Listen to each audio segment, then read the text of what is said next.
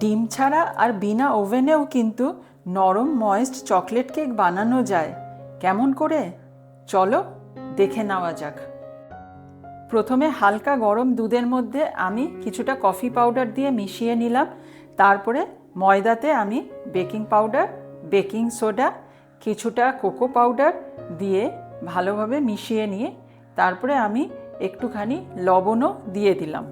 Cocoa পাউডারের সাথে কিছুটা কফি মেশালে কিন্তু চকলেটের ফ্লেভারটা খুব রিচ হয়ে যায়। একটা বাটিতে আমি দই নিয়ে নিলাম। দইটা যেন খুব একটা পাতলা না হয়। তারপরে এর মধ্যে দিয়ে দিচ্ছি হচ্ছে পাউডার সুগার। যেহেতু চিনিটা গুঁড়ো করা, সেই জন্য খুব একটা বেশি সময় লাগবে না মেশাতে। তারপরে একে একে দিয়ে দিলাম রিফাইন্ড অয়েল আর কফি আর দুধের মিশ্রণটা আর কিছুটা ভ্যানিলা এসেন্স দিয়ে তারপরে আমি আবার ভালোভাবে মিশিয়ে নিলাম।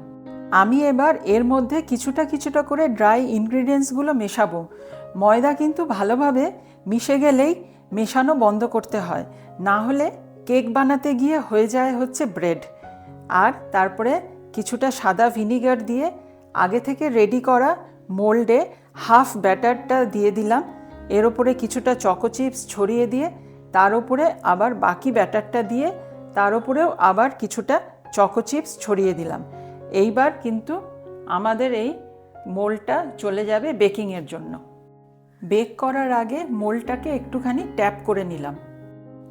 প্রথমে কড়াইতে পরিষ্কার বালি বা লবণের একটা স্তর দিয়ে 10 মিনিট লো ফ্লেমে আমি প্রিহিট করে নিয়েছি। তারপরে এই কেকটাকে আমি মিডিয়াম লো ফ্লেমে কড়াইয়ের মধ্যে বসিয়ে দিলাম আর ওপর থেকে ঢাকনিটাকে ভালোভাবে চাপার জন্য আমি একটা শিলনোড়ার নোড়া দিয়ে ওপরে বসিয়ে দিয়েছি। এইবার দেখো 22 থেকে 25 মিনিট বাদে আমার কেকটা একদম রেডি হয়ে গেছে। ভেতরে আমি যে স্টিকটা ইনসার্ট করছি একদম পরিষ্কার হয়ে বেরোলো। কেকটা কিন্তু একদম রেডি সার্ভ করার জন্য। কিন্তু আজ আমি একটু গানাশ দিয়ে কেকটাকে ডেকোরেট করব।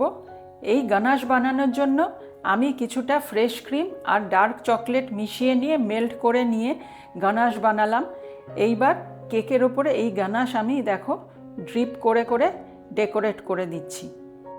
তোমরা চাইলে কিন্তু প্রেশার কুকারেও বেকিংটা করতে পারো।